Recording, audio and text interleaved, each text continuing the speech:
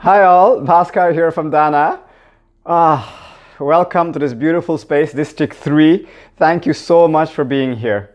Now, I want to first start by thanking this amazing team of design thinking that had the belief in Dana to take on the project and to teach us this amazing design thinking principles so we implement it and to help this vision and this mission grow.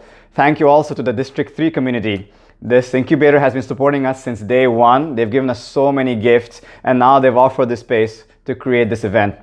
And also thank you so much, each and every one of you, for coming, for your belief and trust in Dana. This means everything. All these are profound acts of generosity. So from the bottom of my heart, thank you, thank you, thank you. As you watch this video, I'm probably on my way to guide a Dana retreat. This is our 12th retreat in a little over a year.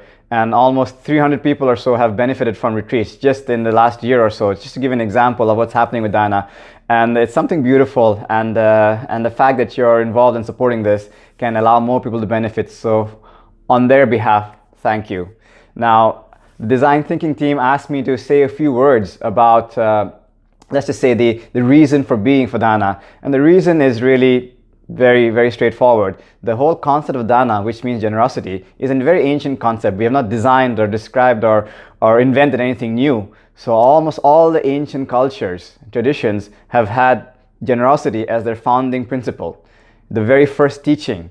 And somewhere along the way, we kind of lost sight of that. So our intention is to bring generosity back into society using the latest technology that's out there. And it's really creating an entire global culture that's based on generosity. And the simple reason being, generosity feels good. It feels good to give. It feels good to receive. It also feels good to watch people being generous. And why not focus on that inherent quality of a human being? Now, some of the values. Now, what are the values that Dana prescribes to when we take something on as a Dana project? Well, one fundamental value is it has to be an activity that uplifts the human condition, the body, mind, and spirit. So that's a qualifying filter. So nothing degrading or just making noise. Secondly, it has to obviously have that anonymous voluntary contribution aspect, because that's the whole principle of Dana, to give spontaneously. And you're not giving for the activity, you're giving so that the activity can continue and future students can benefit from it. So that spirit of generosity, of contributing and deciding what is worth for you to keep that going, is a very important part of Dana value principles. Another principle is that every activity is what we call non-profit, as in P-R-O-P-H-E-T. Profit, as in there's no doctrine and there's no dogma and there's no sort of rites and rituals that limits the activities. So the activities should be accessible to everybody, secular, universal. Of course, there'll be specialized groups like handicapped or elderly or maybe women's only, yet it's open, culturally to all people. Now, another principle is that this is not a place to necessarily sell things. So, often you go to workshops and they say in the end, and if you buy it in the next 15 minutes, you get a 50% discount. It's not the right venue for that. Not that anything wrong with it, it's just not the right venue. So anything with a sincere intention to be a benefit, that is the intention that matters. So if there's a book or a workshop that a facilitator is giving afterwards, just to inform people to continue on, it's perfectly fine. It's the volition of the heart that matters. Now, Dana has come a long way. We currently have 3 verticals. The 3 Dana verticals are, the first one are the weekly classes, the yoga, tai chi, qigong, dance, and so on, that happen on a regular basis every week. The second vertical are the special events, the workshops, the retreats that I'm going to right now. We also have our very first international retreat happening very soon. And the third vertical are in-house corporate wellness programs, where the entire wellness program of a company is run on the Dana platform in what are called closed groups. And that's already happening in some major companies. So those are the 3 verticals we currently have. Started off with me with a little dollar store box going from door to door, people contributing in that box. And since then, we did a crowdfunding campaign that built the website and the app. And the whole thing so far has been built by volunteers and crowdfunding. So just goes to show you, it's built by generosity, by people and for people. And that's another very important aspect of Dana. It's not something that we give to people. We're building it with people. So it's very open source and collaborative in that way.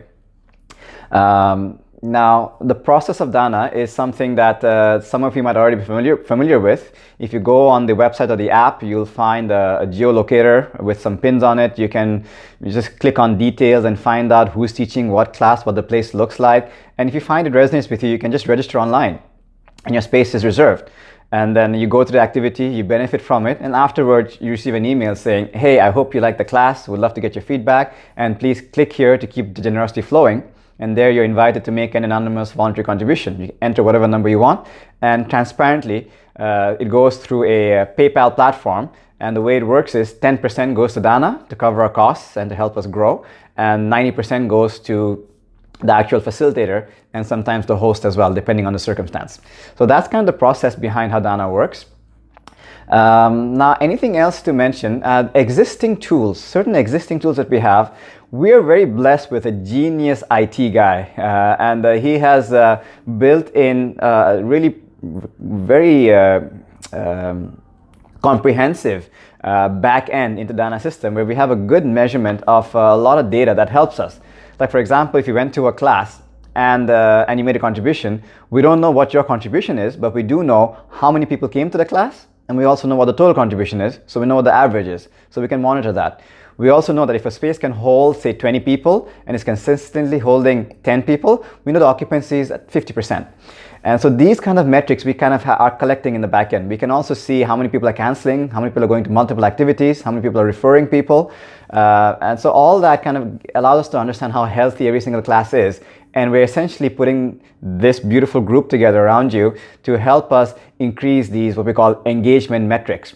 And something else I'm working on with our IT guy is to automate the process as much as possible. So if you sign up as a teacher or a host, immediately you will see, hey, thanks for signing up, and here are some classes that, teachers that might be interesting for you, or if you're a teacher, some hosts that might be interesting for you.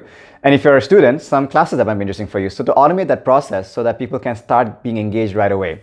All that and a lot more happening in the back end. That's just the tip of the iceberg, but I don't want to bore you with a long video. Enjoy each other's company. I hope you learn about design thinking process and you can implement it in your lives personally and professionally. And again, I'm so grateful that you're playing along and helping this daana mission grow. Much love. Stay blessed.